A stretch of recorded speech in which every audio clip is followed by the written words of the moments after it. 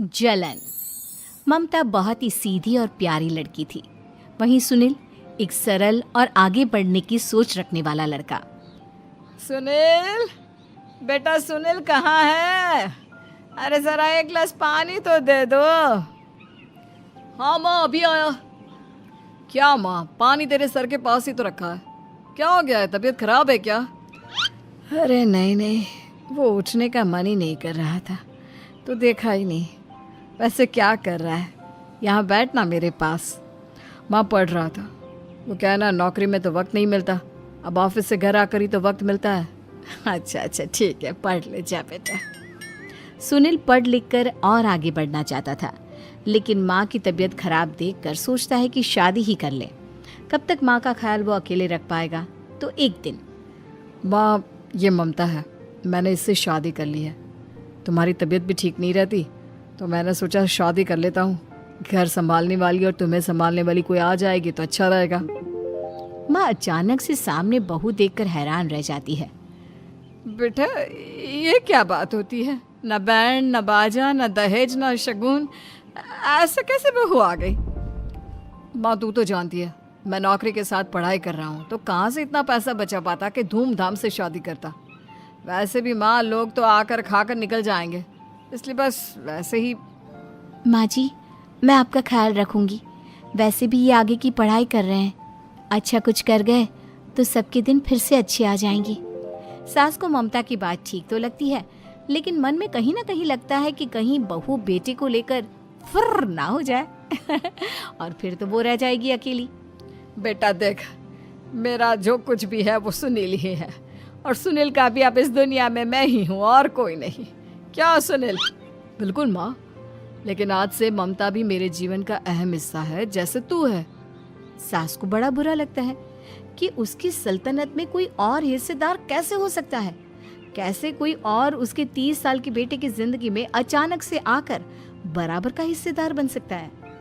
देख बहू, मैं भले थोड़ा बीमार रहती हूँ, लेकिन इसका मतलब यह नहीं कि घर की चीजों में मेरा कंट्रोल खत्म हो गया है। मैं आज भी इस घर की रानी हूँ, समझी?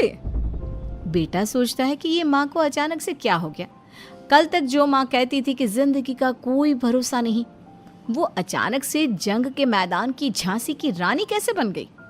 माँ क्या हो गया है? सब ठीक है ना? अचानक कैसी बात कर रही हो? ममता का आज पहला दिन है, स्वागत करो उसका। आसपास की आंटियों को बुलाओ, नई दुल्हन की मुंह दिखाए करवाओ। खैर, सास होने का फर्ज निभाती है और बाद में एक सहेली के साथ बाहर निकल जाती है। क्यों री बताया नहीं कि बेटे का ब्याह कर रही हो? वैसे तो सारा दिन हम ही में घुसी रहती हो। अरे मुझे भी तो अभी पता चला, यूं अचानक सर पर लेकर आ गया। कहता है बहू है माँ तुम्हारी, अब इसको भी इतना ही मैं प्यार करता हूँ जितना तुझे करता हूँ। लो जी, ये क्या बात होगी? क्यों इतना प्यार करता है?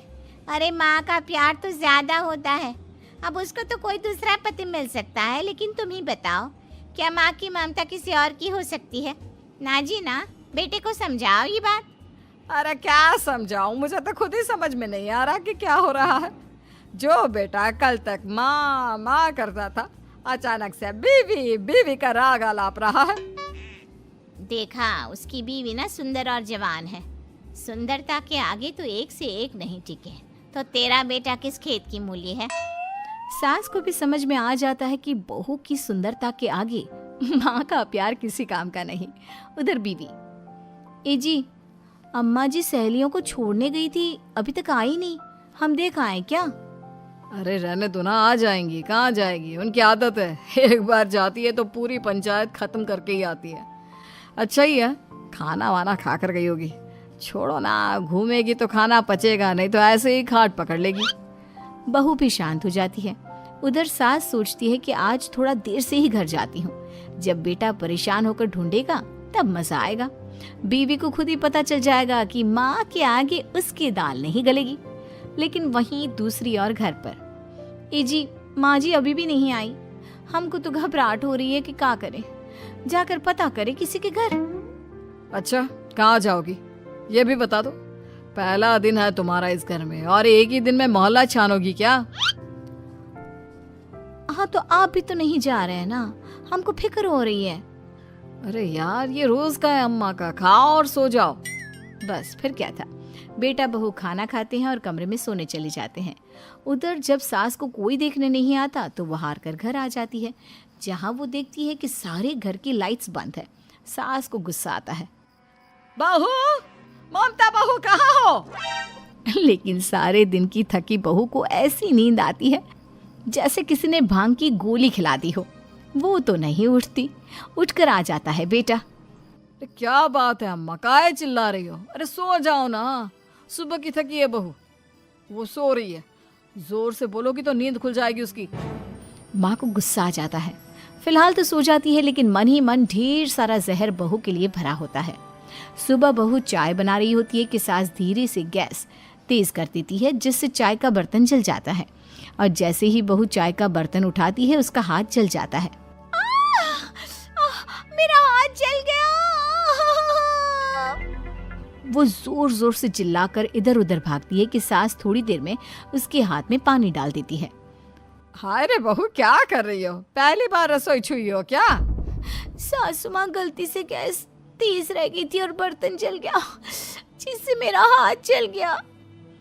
हाय रे, कितना गंदा दाग। छी छी छी छी, मुझे तो उल्टी आ रही है तेरा गला हुआ मांस देखकर। तू ना मुझे अभी साथ से खाना मत लगाना। बहू भी खुद का हाथ देखती है तो उसे भी रोना आ जाता है। कुछ दिनों के बाद सास की सहेली आती है, बहू चाय बनाकर लाती है। उसके जाने के बाद सहेली कहती है, बहू की सुंदरता ऐसी है कि कोई भी दीवाना हो जाए। वैसे तेरे बेटे का क्या हाल है? अरे वैसा ही है, बहू के पीछे लट्टू। क्या करूं, कुछ समझ में नहीं आ रहा।